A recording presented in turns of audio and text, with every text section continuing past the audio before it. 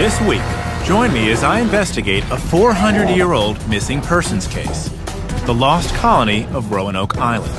In 1587, 117 English settlers landed in the New World. Their goal? To establish England's first permanent American colony. Within 3 years of arrival, they vanished, leaving an ominous clue etched in a tree post: Croatoan. Were these Roanoke colonists murdered? Did they die of natural causes, or were they assimilated into Native American tribes? My investigation will take me on an incredible journey across 2 continents. I'll examine the historical record, test new theories, and with DNA science, make a groundbreaking discovery in the case. This could prove that someone from the lost colony survived. We're digging for the truth. This is awesome! And we're going to extremes to do it.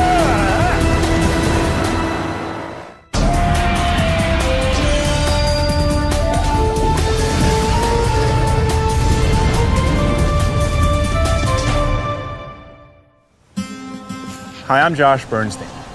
The colonization of Roanoke Island in the late 16th century marked the very beginning of the British colonial venture in the Americas. Here in England, Queen Elizabeth I wanted to settle the New World, challenging rival Spain's colonies in Florida and the West Indies.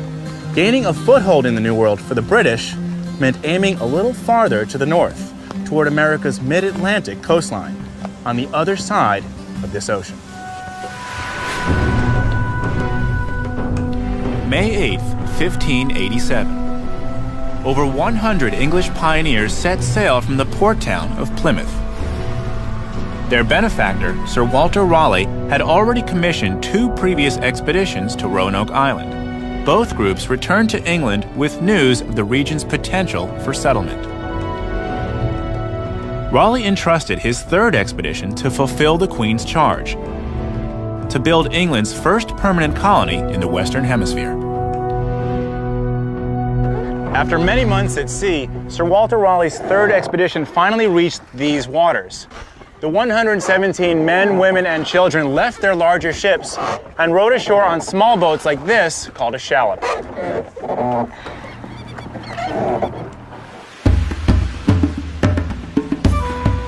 John White, veteran of Raleigh's 2nd Roanoke expedition, would serve as the colony's governor.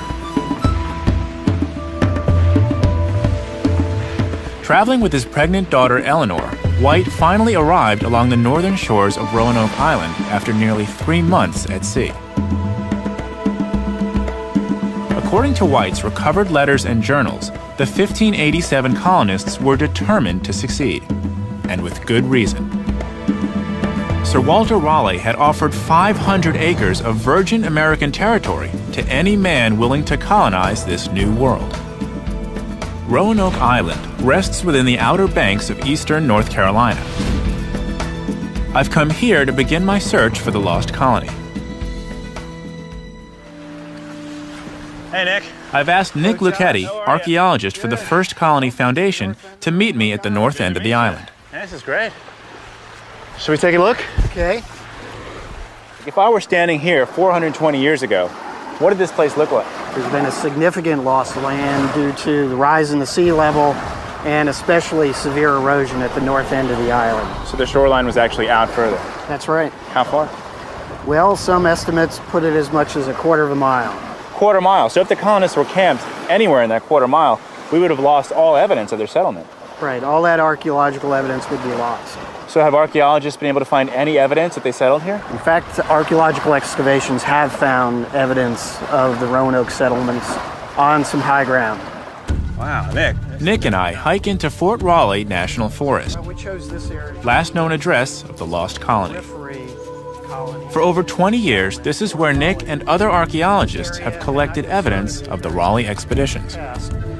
So we dug a series of test holes and test trenches in this area. Right here? Right around us, yes. Wow. I mean, this wouldn't look to me like an archaeological site. Did you find anything? If you hold out your hands, I will put some of the artifacts that we found. Okay. Here. Lead ball, piece of flint, a very tiny piece of a crucible, and these are 2 sherds of a Spanish olive jar. So these would be from Sir Walter Raleigh's expeditions? That's right.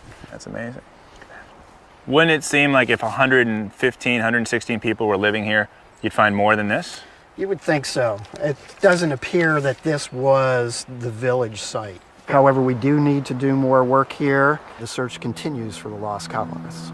For over 100 years, archaeologists have been digging on Roanoke Island and throughout eastern North Carolina in search of the lost colony. The few artifacts that have been recovered to date don't tell us much about the colonists' experiences on the island. But one item, discovered over 50 miles away in a 16th century Indian stronghold, points to how far afield the settlers may have journeyed. This ring. This signet ring bears the insignia of Master Kindle, who we know was on Sir Walter Raleigh's 1585 expedition. It was found on Croatan, later known as Hatteras Island. The question is, how did it get there? Did he lose it? Did he trade it? Or was he killed for it? To answer these questions, I need to understand what life was really like for the colonists more than 400 years ago. Fortunately, there is an English colony whose experiences in the New World mirrors that of the Roanoke settlements. I'm heading 150 miles north to Jamestown, Virginia. Established in 1607, Jamestown became England's first permanent American colony, nearly 20 years after the Roanoke colony disappeared.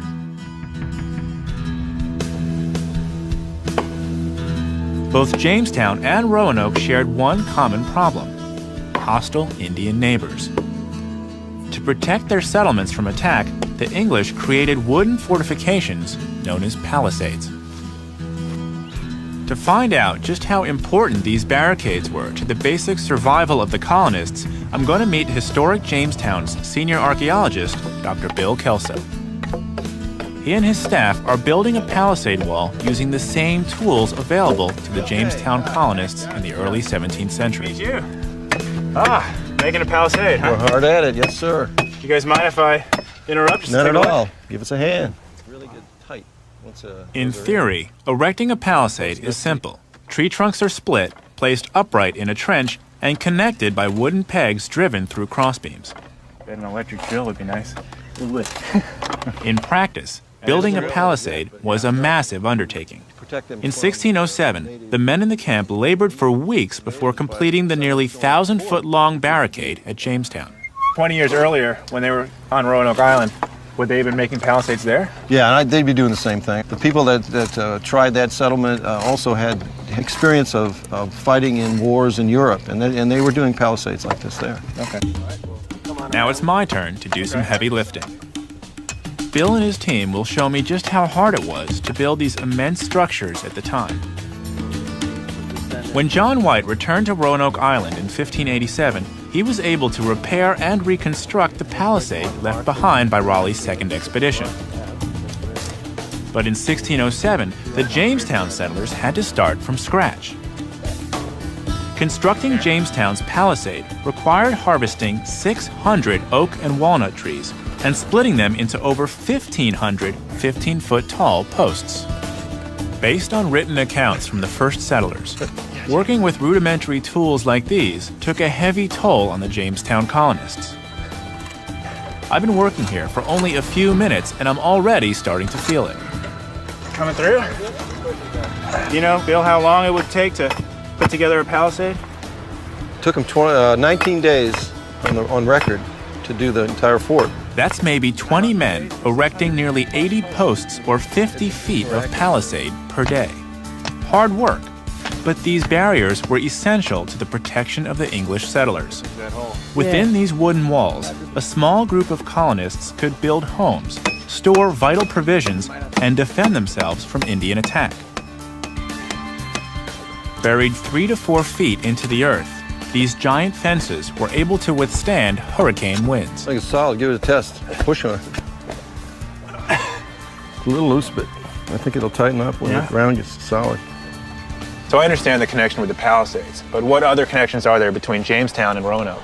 Well, when the first colonists came in here in 1607, the Jamestown colonists, they were instructed to look for the lost colonists if they could find them. What'd they find?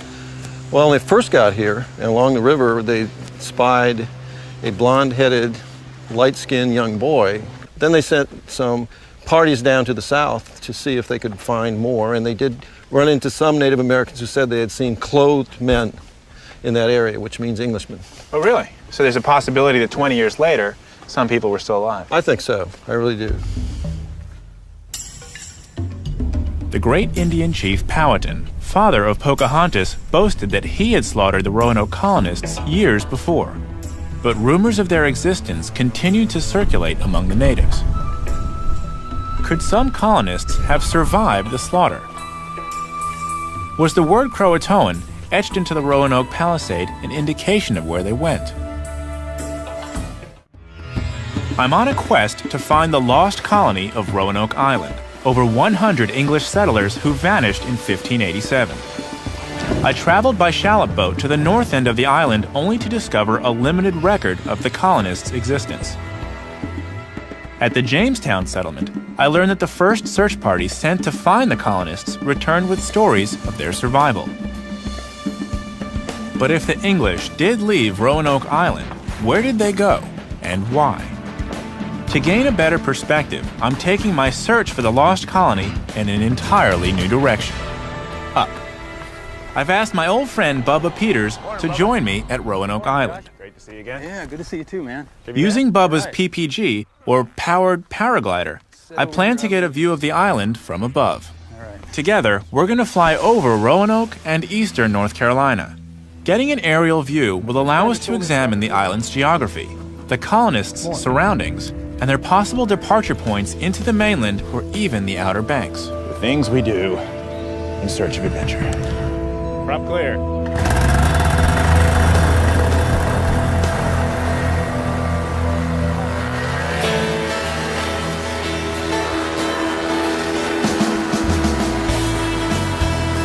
This is awesome! Yeah!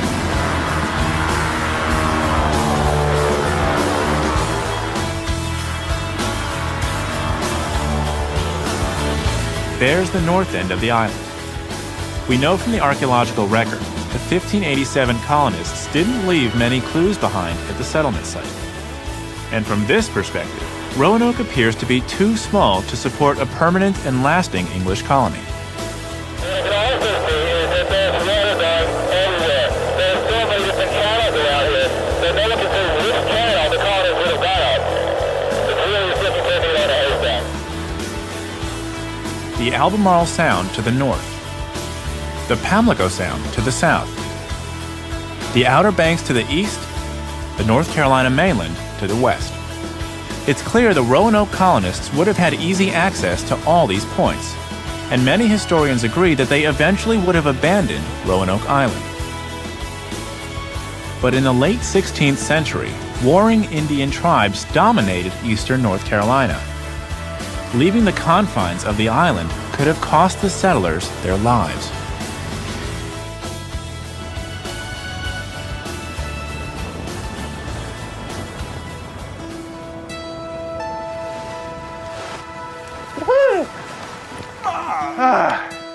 Man, I tell you, if you want to go and explore Roanoke or this area, that is a great way to do it. I mean, the clouds over the island, it was magical. And I could really get a feel for just how much water is leading. Obviously it's an island, so there's water, but just the number of waterways leading out from this place. It's obvious why it's been so hard to figure out where the lost colony went. But we do know where they started. Retracing the steps of the 16th century settlers, my investigation takes me back to the last known address of the lost colony, Fort Raleigh. Well, as you can see, it's getting dark and Fort Raleigh is officially closed now. But my friends at the Park Service have been kind enough to let me actually sleep here tonight. I picked a great spot just over here, and I brought some materials which the colonists would have had. Just canvas and wool for bedding. And I don't really have much of an agenda except to experience what camping and living here would be like. This place is totally new to me, and it was totally new to them. So I'm gonna set up camp and just see how it goes.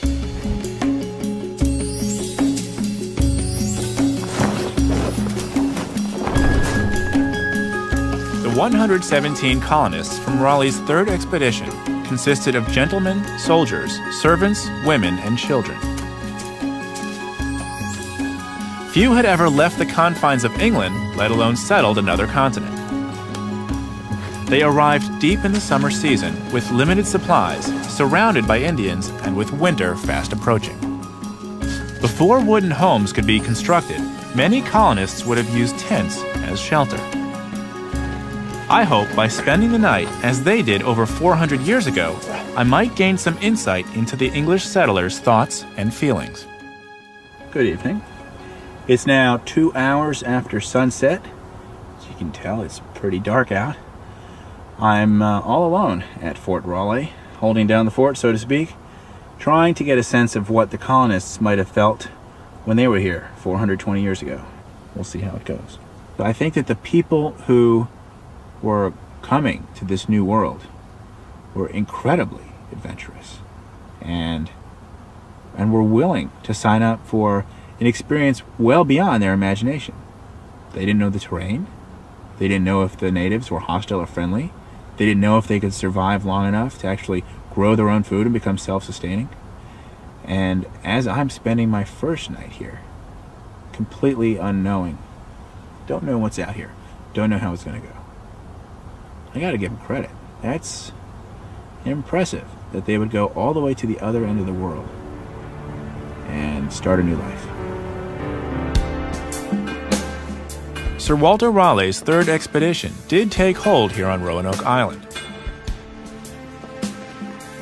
According to Governor John White's surviving accounts, they established homes, and in less than 1 month they were rewarded with a new addition to the settlement.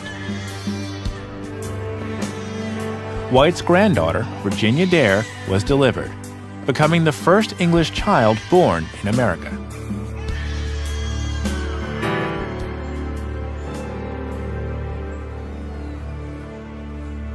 I asked Fort Raleigh interpreter Rob Bowling to give me a wake-up call the next morning. Morning, Josh. Oh, hey, Rob. How'd you sleep? I eat a man. Sure. Thank you. I slept well. It was quiet. It was really peaceful. It was actually really nice. But it definitely gives me a sense of like the space, just the tranquility. And I'm sure that some of those colonists who were camping for the first time and were from big cities would be in for a totally new experience. Quite a stark contrast in lifestyle. They didn't know it also, but it was among the driest years. Really? So On finding record. water would have been a challenge for them. Yeah. It's an intriguing thought. Yeah. To better understand the climatic conditions the 16th century settlers faced, I've contacted archaeologist Dennis Blanton. Hi, Dennis. He's instructed me to meet him at the entrance of a local swamp and to wear rubber boots. Ready to go? Yeah, got my boots. Got your boots? My other boots. We'll pile in, we'll shove off. All right. Dennis's unique beautiful study piece of of the water. cypress trees in the mid-Atlantic region has yielded some fascinating clues regarding the climate conditions the Roanoke colonists faced. So, Dennis, what are we going to do when we get there? We'll pick our tree, Yeah. and the rings of that tree has a story to tell. That story will relate to the lost colony. It can. What we have to do is take a sample of those rings, and not only do we count the number of rings so that we can determine the age of the tree, but we also measure the widths of those rings. So the wider the ring, the wetter the year. That's exactly right. Which tree are we going to? It's this large tree about 100 feet in. As we work our way deeper into the swamp, it's obvious why Dennis suggested the rubber boots. He's also provided me with climbing gear so we can scale the cypress tree. Okay, But first, we need to get to it. watch your step. Pretty good mud, huh? That is nice mud.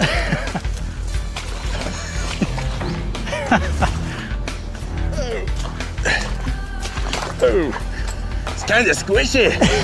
Keep going, Josh. Not much farther. All right.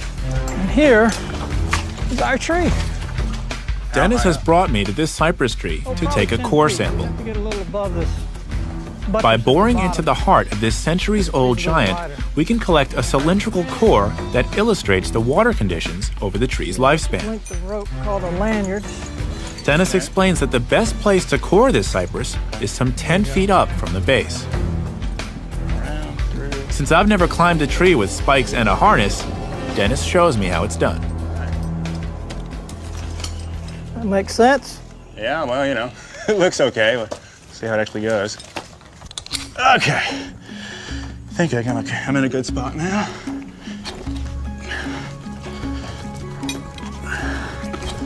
There we go. Okay.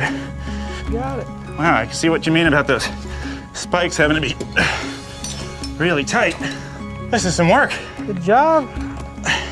Get below your lanyard. All right. Hi, how are you? Good to see you. Yes, welcome. What we have here is a tool called an increment borer, and it's essentially a hand-turned drill. Okay. You want to aim for the center of the tree. Last time I did this, I used an electric drill. I'm starting to slide. This one makes you appreciate that electric drill a little more. All right. We have this piece that's called the extractor. Yep. You should take that, don't drop it, push that in, Okay. feed it Gently. gently. Now you want to pull the extractor gently outward and you should have a core. I don't know, Dennis. I'm not doing it right. And this is not easy to stand up here this long. Yeah. There you go. Wow. Look at that, it's a beauty. It's a worm. It's a great core. We decide to head back to solid ground to discover what the core can teach us. Yeah. Oh, thank God. My whole body, figure 180 pounds, is being sent into the tree on these little spikes. Hurts. For over 20 years, Dennis has collected core samples just like this one throughout the Mid-Atlantic. And here, my friend, are the pieces. Okay. Have to reassemble these in the proper sequence. Working with colleagues at the University of Arkansas, he's developed a master sequence of climate conditions on Roanoke Island, spanning 800 years. What can you tell me about the conditions that the settlers faced? The worst drought in the last 800 years in this region occurred between 1587 and 1589, Oh, really? which is precisely the last attempt to settle Roanoke Colony. So any attempt that the settlers would have made to farm or to even just provide a livelihood would have been a real challenge. So this could explain some of the conditions that led to the colony getting lost. That's right. You can learn all that just from studying tree rings. That's exactly right. That's incredible. Less than 1 month after their arrival, the Roanoke colonists were forced to confront some harsh realities. John White returned to England for emergency provisions. According to his writings, he resisted but ultimately agreed to leave. His daughter Eleanor and newborn granddaughter Virginia would be left behind. Governor White would never see either of them again.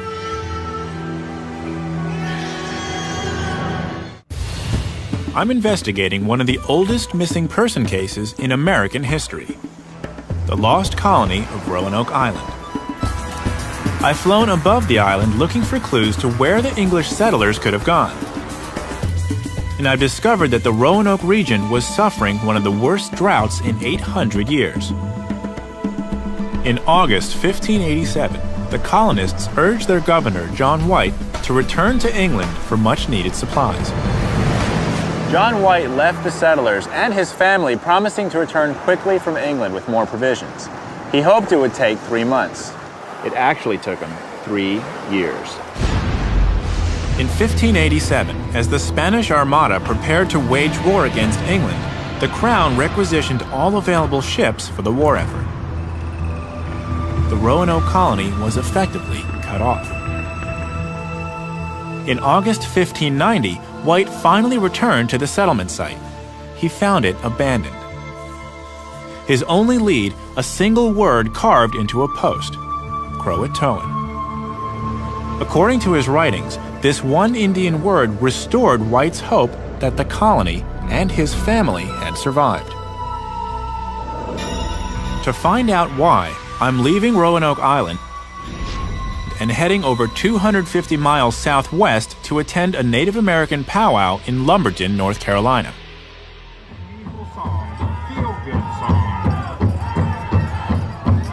I've been invited here by Dr. David Levere, professor of Native American Studies from the University of North Carolina at Wilmington. So how is it that the word Croatoan would bring us here to an Indian powwow?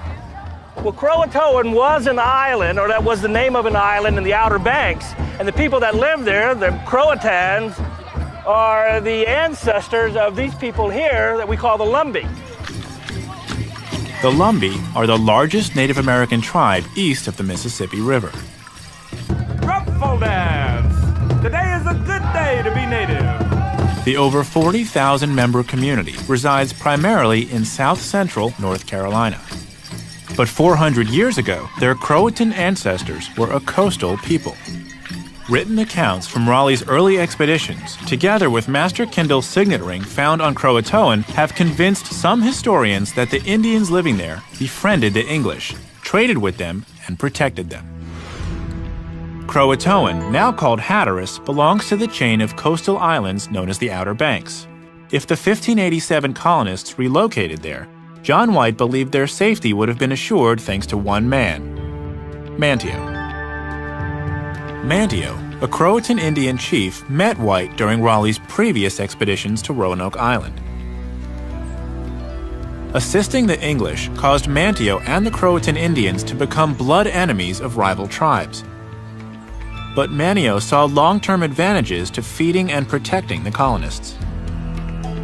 He had more or less said that my future lies with the English and I'm going to help them. I'm going to ally with them. And it would be a very good alliance if it worked out.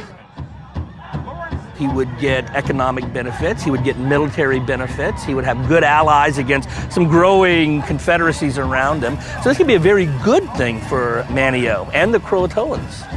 So the colonists would look to Manteo naturally for some sort of support. It was good for him to make sure that they survived. He had essentially allied himself with a very powerful European nation. If Manteo could make these people into kin, then he could become a very big power in this part of the country. But Governor John White would never reach Croatoan Island. Following a terrible storm, his rescue ship was cast back into the Atlantic Ocean. He was forced to return to England. While the evidence that the Roanoke colonists moved to Croatoan is slim, their motivation to join the natives would have been powerful.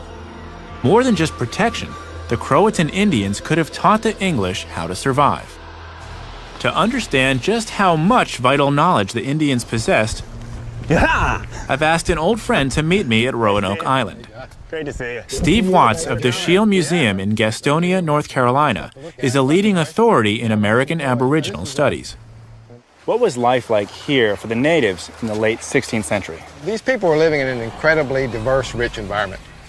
And they understood it. They understood the maritime forest and all the resources there, and they knew how to extract a living from that in all sorts of conditions. So if the colonists arrived here, it was pretty much the worst time. It's a drought.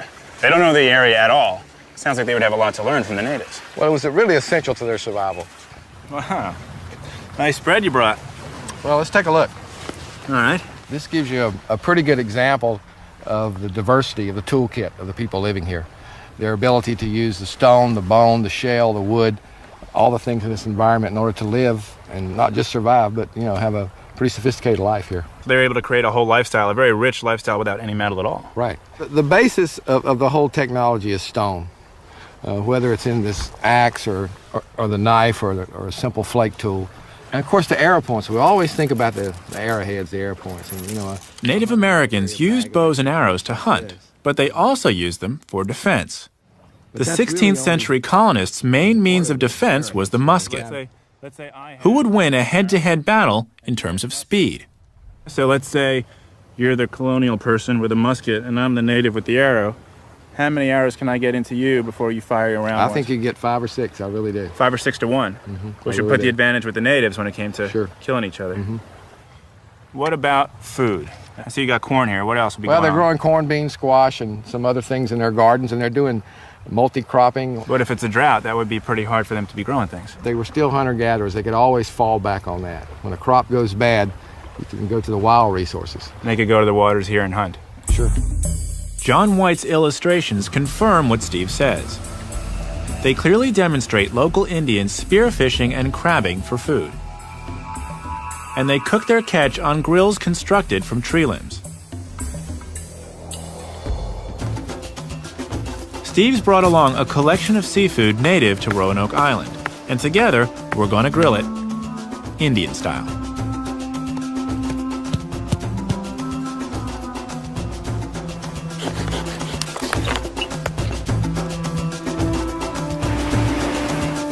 That versus smoke. That'll do. So Steve, it looks like we got ourselves a pretty fine meal. Now the natives had the knowledge, they knew where the resources existed. Right. If the colonists didn't, and they were cut off from their supply lines, would they have been able to reach out for this kind of knowledge? Well, this is what they would have had to know in order to survive. This was about survival. The natives had the technology. You have to adapt. Shrimp? Yeah. All right. Pretty good. Good. I've traveled the mid-Atlantic United States searching for any evidence the Roanoke colony of 1587 may have survived. At an Indian powwow, I learned that the native chief Manteo could have protected the colonists and moved them to his island home along the Outer Banks, Croatoan. But one historian has taken this theory in a new direction. While convinced Manteo harbored some of the English, he asserts the majority of the colonists moved into the mainland of North Carolina. Dr. James Horn of the Colonial Williamsburg Foundation has asked me to join him on a motorboat ride across the Albemarle Sound, traveling due west of Roanoke Island. Drawing from historical accounts penned by early Roanoke and Jamestown settlers, Jim has constructed a new theory he believes best explains the last known whereabouts of the lost colony. So Jim, it's 1587 and the colonists leave Roanoke Island. Why? They were probably running out of food. They were surrounded by hostile Indians, so they had to move. Does everyone go to Croatoan Island? Croatoan Island wouldn't have supported 116 settlers. I think some did go there, and maybe between 15 and 25, but the rest, the main body, headed inland. Wouldn't they want to stay close to Croatoan Island so they could be found? I mean, why head far inland? Just before John White left for England, at the end of August 1587, the colonists told him that they were going to head 50 miles into the main. That would bring them directly westwards from Roanoke Island up to the confluence of the Chowan and Roanoke rivers. We better get going then. Yeah. Let's do it. Our trip from Roanoke Island to Bachelor Bay on the western edge of the Albemarle Sound spans just over 50 miles. Jim explains Sir Walter Raleigh's second expedition to Roanoke Island discovered another Indian community, the Chowanokes, during a scouting trip into the interior. These Indians were also willing to support the English settlers, and their location was ideal. It provided interior protection from Spanish naval attack, better land for planting, fresh drinking water, and a partnership with the native people. But Jim also believes that the English had a more personal reason for leaving Roanoke Island: greed. What would have brought the colonists out this far? Well, I think the lost colonists had picked up rumors of gold in the interior, and this would have been a perfect base from which to prospect. Rumors of gold, passed on by members of the previous Roanoke expeditions, turned out to be false. But Jim believes the idea of striking it rich sparked the first American gold rush. If the Roanoke settlers headed west into the interior and joined with native communities, could there be living descendants today? Some experts believe Native Americans, like the Lumbee, absorbed the members of the lost colony into their tribes. I'm reminded of something Dr. David Levere mentioned at the Lumbee powwow. He said that the act of merging diverse cultures was very common among the Indian people. When we look at European society, we stress the individual. In Indian society, they stress the community. So Indian people would go out of their way to adopt outsiders, bring in strangers, and make them into family. That actually might explain why some of the people that I'm seeing here at the Lumbee powwow don't look to me like typical Native Americans. The Indian people are very inclusive. They're married and intermarried, and you get this wonderful Indian community. It looks very different, but they're all Indian. So it is possible that the colonists would have assimilated, and that's why they disappeared. I firmly believe that. Today, elders tell me that over 40 surnames of the original 1587 colonists can be found among the Lumbee people. Could genealogy, rather than archaeology, be the key to unlocking the mystery of the Roanoke colonists? Searching through local North Carolina records, I discovered an interesting article about a 19th century man named Malachi Payne. Payne told his children and grandchildren he was a descendant of a 1587 lost colonist. His name? Henry Payne. Local records place the Payne family name in eastern North Carolina for over 350 years. As part of my search, I've come to Fairway Drive to meet a possible descendant of Henry Payne. Chris Payne Sr.? Yes. Hi, I'm Josh. We spoke on the phone. Hey, Josh. Chris Payne has been able to trace his family history to a Thomas Payne Sr., born in the early 1700s. Start right here. This is actually my dad when he was a little boy. Roughly 4 generations after Henry Payne arrived in America. Okay. He's invited me to his home to take a closer look at his records. My son did a lot of work in the local records here, and then this is the old family Bible. Mm-hmm. So we tried to match up the work that he found on the family trees over the internet and places like that with what we had in the Bible. So the people in your family who own this Bible wrote their names in it? Yes, and passed it down from generation to generation until it finally got to my dad and then to me. Wow. My independent researchers confirm Chris's genealogy does date back 300 years. But to tie his bloodline to Henry Payne, I need to use a more scientific approach: DNA. You've done an impressive job actually tracking your genealogy. I think that this research and the internet as a resource is incredibly powerful, but the only definitive proof would be DNA. And actually, I brought with me a DNA swab kit. And if you're willing, I'd take a sample, and we can use that DNA marker to determine if you're actually related to Henry Payne, who was part of the lost colony. Oh, that's great. Would that be okay? Yeah, sure. On average, the Y chromosome test I'm giving Chris can track his unique DNA up to 750 years through the Payne male line. Not only with his ancestors here in America, but also in Europe. If Chris Payne and a living male descendant of Henry Payne were to possess matching DNA, we could finally prove someone from the lost colony survived. I'm taking Chris's sample with me on the last leg of my journey. England.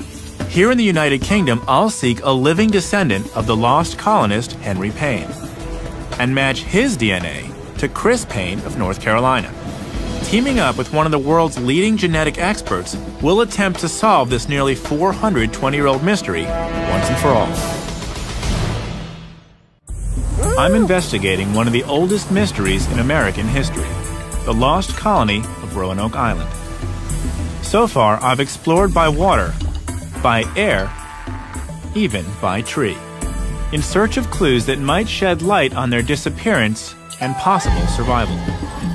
I've recently discovered that the Roanoke colonists may have assimilated into Indian communities, but no evidence of a living descendant has ever come to light until now. I may have located a possible descendant of the lost colony. I'm heading back to England, where the voyage of Sir Walter Raleigh's 1587 expedition began. With the help of scientists there, I hope to make an historic breakthrough. If the Roanoke colonists survived, then Henry Payne, a member of the third expedition to the island, might have direct descendants in America, some who might even be alive today. Meeting Chris Payne brought me face to face with the possibility he may be one of them. But to prove it, I need to match Chris's DNA sample with the DNA from a known male descendant of Henry Payne in England. Dr. Nick Barrett, one of England's leading genealogists, has been helping me search for Henry's relatives. Hey there, Josh. He's asked me to meet him in a small hamlet in Suffolk called Nowton. This is Nowton? Yeah, welcome to the middle of nowhere. Beautiful part of the country, but I brought you here for a reason. Yeah. It turns out that the Payne family that we've been tracking originates in this area, and they can be connected directly with sponsors of colonists and the people that they took across back in the 16th century. Okay. Unfortunately, they're very elusive. I've been tracking them down through time, but they seem to either die childless, or the male heirs die out very early, or they all have girls who marry and the surname disappears, which means we can't actually come forward that much. Because the Y chromosome that we need would only pass through men. Exactly. Well, you'd think after all the troubles looking 100... Nick has brought me here to the church in Nowton. Between 1540 and 1620, it was owned by the Payne family. Henry Payne himself may have worshipped here over 400 years ago. Although Nick has yet to find evidence of surviving male descendants here in England, I haven't given up the search. I've had Chris Payne's DNA sample sent to Oxford Ancestors, one of the world's top genetic laboratories. And then I went a step further. To improve our odds, I've added DNA samples from 2 other Payne men from eastern North Carolina, both with male lines tracing back 300 years in the Roanoke area. Their names are Michael and Donald. Next, I contacted the Payne Family DNA Project. This independent group has cataloged the DNA results of nearly 100 individuals whose surnames are Payne, not only from the US, but also from the United Kingdom. Their findings were made available to researchers at Oxford Ancestors. I'm meeting their founder and professor of genetics, Dr. Brian Sykes, to review the DNA results. Using 10 key DNA markers, he's compared our 3 North Carolina subjects with those from the Payne Family DNA Project. He uses numeric values to indicate a Y chromosome match or mismatch. So what do you got for me? Donald and Chris were exact matches right the way across. These two, Chris and Donald, are closely related, and Michael isn't. But it's Michael Payne's DNA signature that proves the most intriguing. When his DNA was compared with a Payne family subject, James Payne from Scotland, the bells went off. We have now this other man, James, who comes from Scotland. He doesn't match with Chris or Donald, but he does match with Michael. They have a common paternal ancestor who might have been living within the last 500 years or something like that.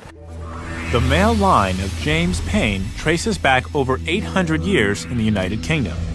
And we know that Michael Payne's dates back 300 years in eastern North Carolina. How can we relate their common ancestor to the colonization of Roanoke Island? One of James's ancestors must have gone to America. Then it looks as though the first colonists to the island, if they were related to James, are also related to Michael. Michael and James link up genetically, and they share a 16th century English ancestor. Which could have been one of the colonists. Could have been Henry himself, yes. This could prove that someone from the lost colony survived. You've got a good match here. I mean, these are rare chromosomes. It's highly significant. And I can tell you, it doesn't happen every time. So, congratulations on finding the right people. Sykes, thank you. A breakthrough in the case. Pleasure. With the help of DNA scientists, digging for the truth has made a compelling connection. A genetic link to the past across 2 continents, creating the foundation for future investigations into the lost colony and its survivors. Having suffered through a drought and with limited resources, the Raleigh settlers of 1587 could have merged with Indian tribes and learned the native skills of survival. We've taken an extraordinary leap forward using DNA science to find them. But the search for the Roanoke colonists continues. Perhaps a living descendant will be confirmed in our lifetime, and the nearly 420-year-old mystery will finally be solved.